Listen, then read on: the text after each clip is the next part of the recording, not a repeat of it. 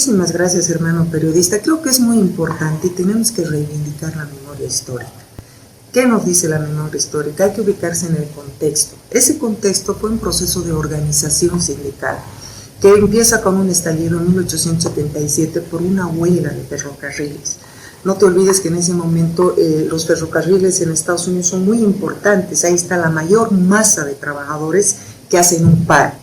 Después de eso, viene en 1984, se organiza ya en un cuarto congreso varias trade unions, o sea, las organizaciones sindicales se articulan y dicen, tenemos para preparar 2 años, el 1 de mayo de 1886 nos vamos a ir a la huelga general. Entonces, esa organización, esa federación tan importante, prepara durante 2 años la huelga general. Entonces, esta huelga general, ya en las vísperas del 85, empiezan a circular octavillas, ¿no? Aquí hay una octavilla muy importante, por ejemplo, que dice, el 1 de mayo todos los trabajadores, dice, es un día de la rebelión, un día que con tremenda fuerza la unidad del ejército de los trabajadores se moviliza contra los que hoy dominan al ejército de los pueblos de toda una nación. Un día de protesta contra la opresión y la tiranía, un día en que comenzará a las 8 horas de trabajo.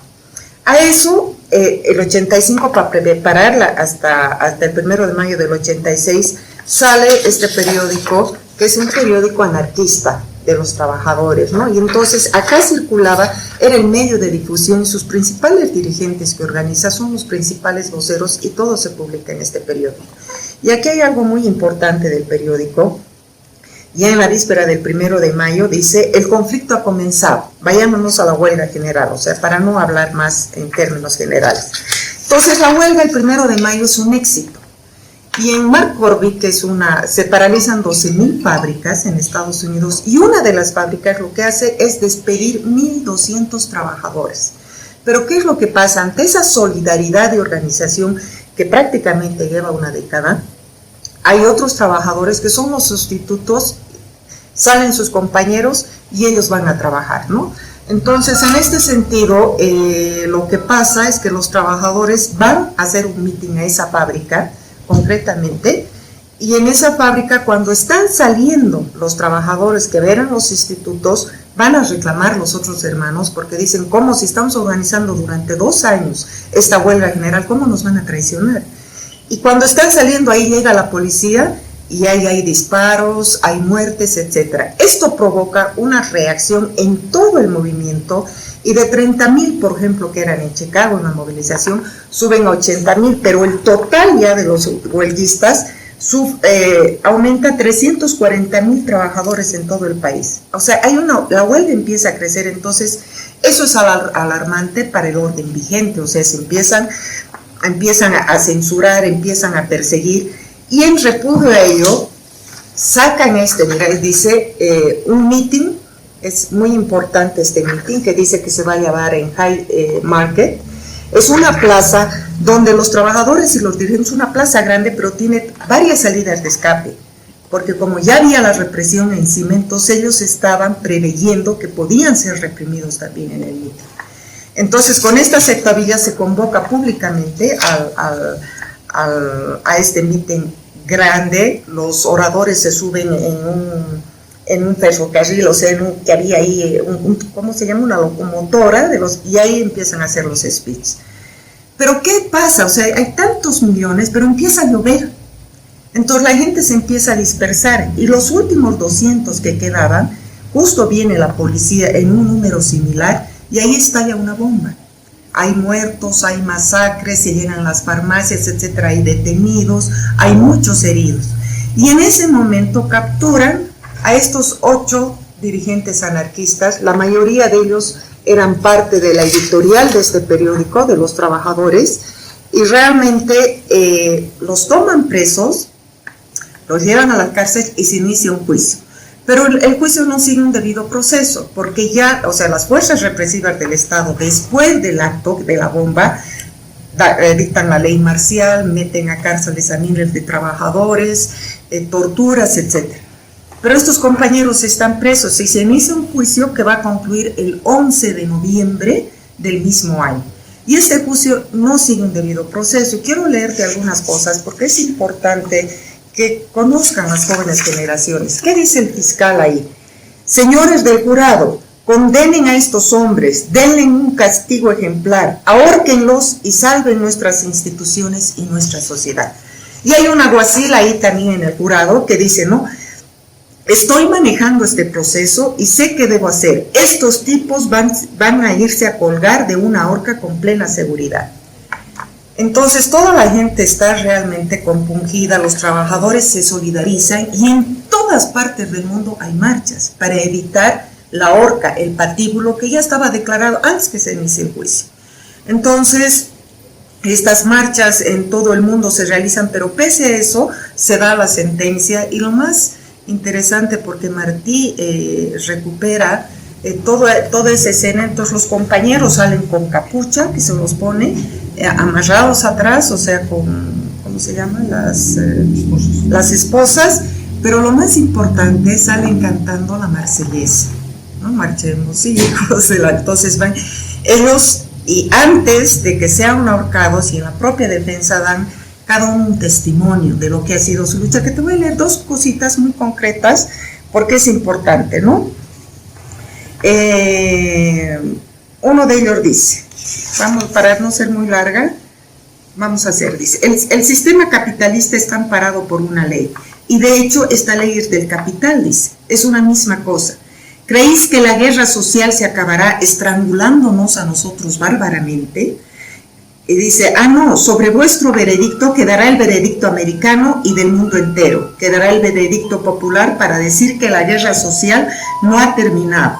Y así sucesivamente todos, por ejemplo, Fischer dice, este veredicto es un golpe de muerte a la libertad de prensa, a la libertad de pensamiento, a la libertad de palabra en el país. El pueblo tomará nota de ello. Si he de ser ahorcado por profesar las ideas anarquistas, por mi amor a la libertad, a la igualdad y a la fraternidad, entonces no tengo nada que objetar. Y así sucesivamente, todos ellos dan un discurso, porque le dice, ¿quieren hablar antes? Sí, y por ejemplo de Luis Lin, que dice, ¿me concedéis después de condenarme a muerte la libertad de pronunciar mi último discurso? Dice, ¿no? Me acusáis de despreciar la ley y el orden. ¿Y qué significa la ley y el orden? Yo os repito, soy enemigo del orden actual capitalista y repito también que lo combatiré con todas mis fuerzas. Os desprecio vuestro orden, vuestra autoridad a ahorcar. Entonces son discursos realmente de gente muy comprometida con la lucha de los obreros, de los trabajadores del movimiento sindical y lógicamente muchos años después de que han sido ejecutados, ya en la Internacional Comunista, ahí se declara el 1 de mayo como el Día de la Dignidad, ¿no? El Día de los Mártires de Chicago. Y a fines de mayo ha sido tan fuerte el repudio al ahorcamiento que a fines de mayo del 86 realmente se aplica la jornada de las 8 horas, ¿no? Un poco este es el recuento. ¿Y qué es lo que hay que recuperar de esto? Que a mí me parece importante. Que fue todo un movimiento social en una estructura de clases, una protesta contra la explotación del capital, que trabajaban hasta 14 horas diarias, niños, mujeres, porque no te olvides que hay muchos migrantes. Es más, la mayoría de ellos que están acá, que han sido ejecutados, muchos son alemanes, hay 2 estadounidenses, no hay más si no me equivoco. Entonces hay una masa de migrantes que está desprotegida totalmente, pero la solidaridad mundial de los trabajadores ha hecho que este 8 de marzo se recuerde esta lucha de dignificación del ser humano, ¿no? Entonces eso es lo importante. Mientras que en Estados Unidos, que no se festeja el 1 de mayo, sino en septiembre, es el Labor Day. Entonces el día del trabajo, cada uno se va a su casa, o sea, no hay esta reivindicación de las luchas sociales por constituir un orden mejor, romper con el capitalismo, porque no te olvides que son anarquistas y están influenciados mucho por lo que fueron los escritos de Carlos Marx en Europa, porque son migrantes europeos y se traen toda esa carga de la visión que tenía una sociedad dividida en clases, ¿no? Y empiezan a reivindicar los derechos. Bueno, el otro tema es en nuestro país, lo que quiero consultarles En cuanto a la legislación boliviana, sobre todo en estos últimos años, ¿qué es lo que se ha podido hacer? ¿Qué es lo que se ha podido aprobar en beneficio del trabajador boliviano? Es muy importante tu pregunta, un poquito de historia. En Bolivia se reconoce las 8 jornadas, las 8 horas de jornada laboral a partir del 17 de noviembre de 1919. 17 de noviembre es mi cumpleaños, por eso me acuerdo, ¿no? Es gracias al movimiento minero, ¿no? Los de Guanune, si no me equivoco. Entonces, a partir de esa fecha se reconoce, pero en el sector minero nomás, porque después paulatinamente se viene haciendo. Entonces, a partir de esa fecha viene el Estado del 52, hay derechos conquistados, pero el gran golpe lo da el neoliberalismo, ¿no? En 1985, el neoliberalismo. ¿Y qué es lo que hace el neoliberalismo? Primero promulga el decreto 21060. ¿Qué es lo que hace el 21060? Primero, el artículo 55 dice libre contratación y despido de los trabajadores. No te olvides que ahí son despedidos 25,000 trabajadores mineros, y que entre otros cosas yo participé de la Marcha por la Vida porque era dirigente estudiantil, participé de esa marcha, y cosa que puedo hablar con conocimiento de causa, cómo era en ese momento la lucha, etcétera, ¿no? Entonces, pero además, a partir de, ¿qué es lo que hace nuestro gobierno en 2006? Deroga, ese artículo, y lógicamente restituye básicamente la estabilidad laboral. Luego protege el fuero sindical y se despenaliza la huelga, porque tú sabes, con los gobiernos dictatoriales, inclusive en el neoliberalismo, estaba penalizada si la huelga dice que no era legal, ¿no? Otro, porque además estaba penado en el Código Penal el tema de esto, ¿no? Después, lo que hace nuestro gobierno, que a mí me parece importante, es la Escuela de Formación Sindical. Entonces, promueva la Escuela de Formación Sindical a través de la Escuela de Gestión Pública Plurinacional, que es muy importante. En salario y empleo, ¿qué es lo que hace nuestro gobierno? Y creo que eso es importante ver. La tasa de desempleo durante la época neoliberal es realmente alarmante. Mira, aquí tengo las estadísticas, ¿no? Bueno, el 2006 lo que se recupera el empleo digno, y lógicamente hay una tasa de desempleo, baja la tasa de desempleo hasta el 2013 a 3.2, de lo que era durante las épocas neoliberales, que era una tasa media de 8.69, 8.7, nosotros bajamos a 3.2. La evolución del salario mínimo, el 2000, imagínate hermano, era 355 el salario del año 2000, se incrementa solo hasta 440 bolivianos el año 2005. ¿Qué es lo que hace este gobierno? Hace un incremento del salario mínimo vital a 1.440 bolivianos. Eso es muy importante. Pero además, nuestro gobierno recupera el rol que tenía para definir una política salarial, porque con el neoliberalismo, la empresa privada y los trabajadores negociaban y el gobierno se desentendía. ¿Por qué? Porque era el tercer sujeto, el Estado no se metía. Con nuestro gobierno, la empresa privada se sujeta a la normativa que tiene que tener. Entonces tenemos un rol protagónico y el gobierno fija la política salarial. Aquí ya no es un caso, digamos, que lo definen los empresarios. Una cosa importante es varios programas para promover el empleo. Por ejemplo, el programa Mi Primer Empleo Digno, ¿no? Para los jóvenes, que ha consistido en una formación técnica para los jóvenes de bajos ingresos. Ha habido un crecimiento muy importante. 1.367 jóvenes han sido beneficiados con esta tasa.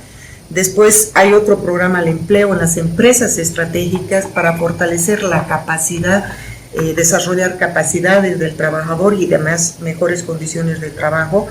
Toda empresa estratégica tiene necesariamente que ir paulatinamente, primero darle la estabilidad laboral y capacitación laboral.